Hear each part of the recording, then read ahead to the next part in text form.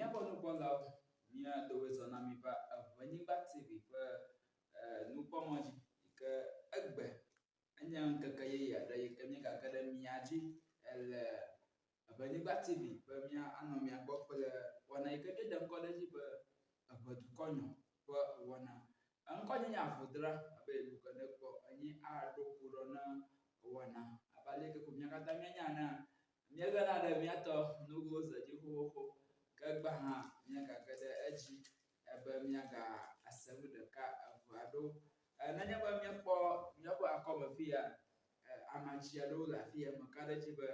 mia to ga ji be yawo ka do ala na mi ta magada mia to ji owa na to yo chona ta gama guguma anon mia to leke awola doji yo dono dai nyawe agbedowo awola agbedoji nyawe agbedonomi akpa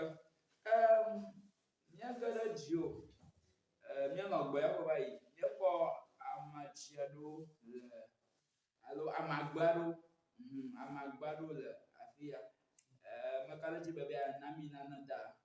ka na azodo ngobol beto yo akpa yo mi ga kono popo ya ga do agbanji fa fe na beto aka mi do gbe na nya pa magbe dala gan ami yo amagbe ya dan ba dolele le dole pio na terra mi do gbe na back to Africa movement kata aka na mi kpo nya pa ngogba amachi ado ala magbe ado la fia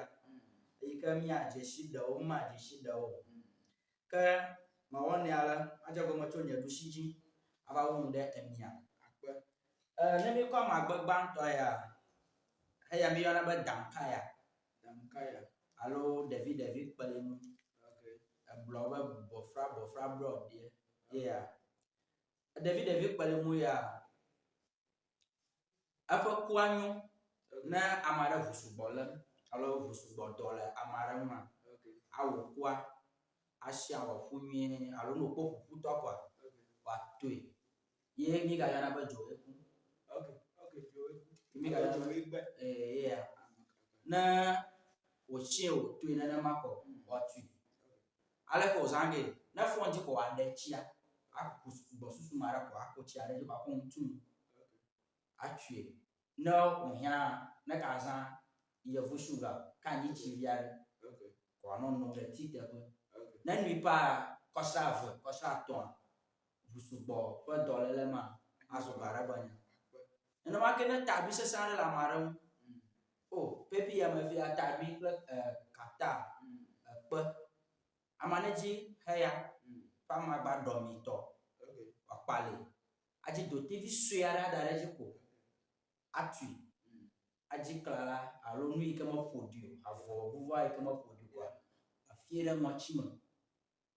ajo mochimako avo tabia ajo do tiare ka subo fun ajo bakajo na bo fiere mochima aje ba amana kota jibi taro ta ko gaji alo ada manyi mro pa de tare suwiji ko awe ni ko ajo yenya heya yo na mi kwa afia mangani magba alo kontomre mankani kokoya apa maya fufuto na nya ma da ko na ikoji obo wo vuavo avuavo no kata to nyare no nyare yikanya koma na ba dipo na ji amaya fufuto era gbo so re mo aji echi awe bia glass ma de ka lofu akoreji ade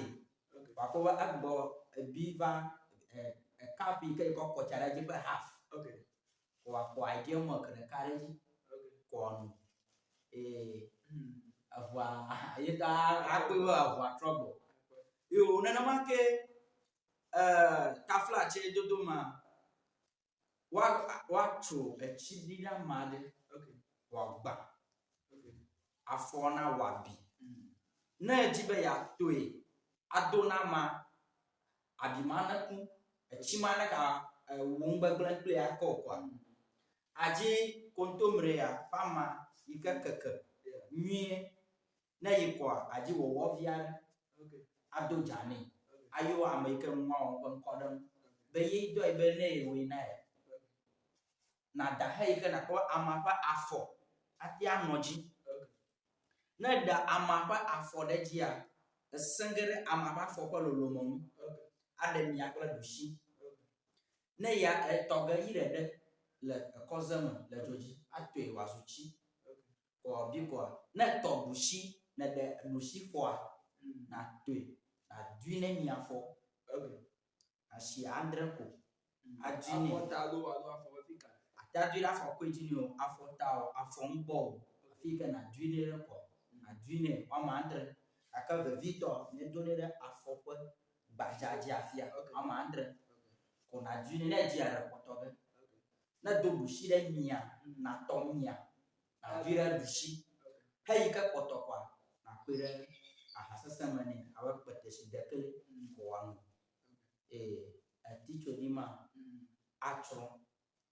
e magbo le mankani magba ayo akwa na miva afia mako amaya omove haya inya woke alo woke inye ya haya inya afra toga alo egro le blubama ama ya pa blubama inya tamiu na amare tomala furemni ikanya jito na jin na gbore ka awamo mafaya ate a blend fifi a blend na yehu kunami a blend lo alo tu o mava le bagba lo ala tu le to mo amanyi akona bochi akobri na mi ko kaya wo ko na mi ndi ndofie na mi pa kayema na makena amare vama ofonji ko vama yeva lo yire haji bo azamu ko vaji na vama ovam ko na vaji kaya to mo ton woke to mo ton odukwa vama avo magic viare amaya yenye damala chungo alo damala jungo apa sasa ko subo kakea na ozuba gbere kade be amade tonya de nonya de vayina ikuba amade faint ngake abuna lobi iko janya na fudu ado amaya bo amaya faint na bia ma konkota bo ayene no yene damla chunga ko ade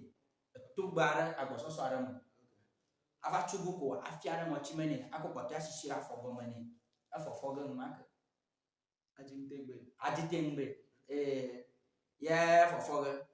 na makene nyen no wade washiro nyima fafamu awo bukaka dokue no achike wa ji echok na iga wo amaya na yi na nyimro ke bana kukara shi akwa amono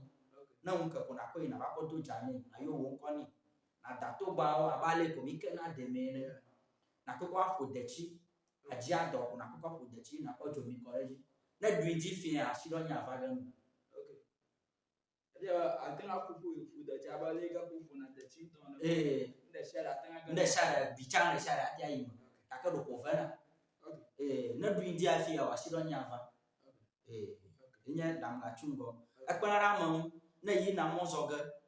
ye na ba do jane yo wo nko ne be yi na le gyo yi na moji na ko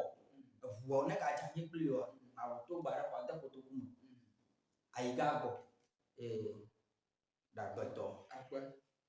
ka amakpoto ikele mi akwa ngo afia akwa nko wo subola banyi gbaji eto apa ika go mai na kwele amaro yo ba banya vivina amaro yo ba toton kwiji amaro yo ba segbe yevo ba cat eye English yevo ba cat eye na najiba ya dikbo na amade ali kwa vuvona mani anu butika ovo ono butika ovo ya maya gona wera bo so ra mo na ba tira to akochire je kwa afi atwie na twi votik ngore ka na mira papo na ple ayemo ka akore mo wanu banton di na akakwe mo anoveli afie na ka ikoji na ka no ton le olo na ka ikoji na wa ba di po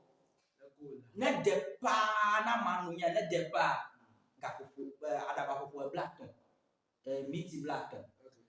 afi ko na mi akpo vu ka ga na mamani na ma ke mi ato de nora no nyiko na gblo nya fi aka wi acho ya lo mo e ko mo mo wale adumore buta kwa nya buta mo ni an no bi ba jeji alo suku vi are apo susu maka mulamu o re sha de dokwe o ha bo gblo bi no no ka awo to nya no nya re na yi wa ba ji tutunkwi fo cheche ya watui rosena watui wa mo apo chaka anyi chine ono no gativi indi gativi efie vo fi mo no nui yo yin anyi mula ga ne kwa do mo shi ya da anyi chiam wa shi da kwa do afia mo ni na de pa ga kan to nyare no nyare na jipo ado on da gbeto na ma ke wi ka wi ne ba gbanye vivina na nya mare amade wo gbe ma jagbaji o na la po mo ala habobo mo ala do o na do nyara nya ike na do ra won tene ko be nya ba vi ka wo ma khoni de na mo kwa ba sia gbe na fon ji ka nya ko jagba na ji ama ya na fu mu koreji na fu mu koreji ko na we na gbe wo ji ma jiji o gba avivi ale gbe sia gbe ba nko nya ga ba sia gbe ko nko anya ka kana po ba ye pa ni ka wo mi ye ba ma chom ko ma ka nya gbe sia gbe ko mu takene bi awe ya ko mo chum to ko nti kanya na foko anga ko na mara ko na ko chi afu mo ko reji na bloji ma jiji ko na de o do ni to ko bibi na lo mena no enyo nto nan da ka le ya so yo mfia nya ba ya ko adazaza le ko do ko nya o mi to ko na nya ba za ade ko do ba ma o atenga za mu ya o do no to nya re no nya de na si ba ma do ga ni ala bona ade zaza le bodo do ma le mi ato gbe o pa nu le di ade ka ma nya fia ade ka o enye di fofo gba o ade a aku ma ka te agblo enu yi ke jojo ma ba ne gblo ato re to ko ta ha ma ka wa klon chi o ntonto ma ya wa klon chi o ade di o da akola de jino afi na zin akpo ko do ko zuwe ka ta ma bia ro ina ba nya ma do mi bia ma jona mi yo jona mi ina ba da shi mi an je ko ama ina do ga ko na mo do ko ba awe ama to nya de ba nge fia mu ta ina ma bia ta ko ba atem de ama ha ala ba jojo ma soso mi na swe tana ma de soso mi na swe ma ba klo jojo ma do mi o wa adu ko na no ba ko ba ama gbada alo nu ala la pa to nya ga ka wo to ni ka nya mo pa mi ke ma ma blo mu na ta bu yo na ba ko ba fo e va wo wa fo chicken na ta bu ka ana ma yo mi aba no bala mi da ko na mi ba mi ga wo de ka ko mi la pa ko wo na ma o ba bibi ma bo na la ago kuma fi o ko ni fu ago fi e mi ga ko gba to ha ako ku choro ni mi ano mi ato no goza ko ma da ko ako ga ma ye o ka da shi mi le ka fa to ndo nti na mi abe di po na mi ako ada se di dia ko be nya me kana do ku do na ona nko nya afudra be lu kana po ponchi ma bo afon to ha chi ma bo na nya ba ga jiba ya kumple miato ngoza go mada atan aye le ba ka fo boya ji 05599365662 05599365662 kwa atan akade miato ngoza go madam na be ayo nyanto atan ayo 0242528167 0242528167 mi da kwa na mi ba mi wa da ka pa mi la ba tu konyo ko na ji da ba ni ba ti na nya ba ga sa mi anko alo ma ga pa mi wa ka aga yi ba bu ba nya wa da ji mi na ni pa mi anwo na ma ba dia ta wu ni ta nyawo ɖeka kpe mi le ɣeyiɣi ɖe sia ɖe me loo. Akpe nyawo le dɔ dzi loo.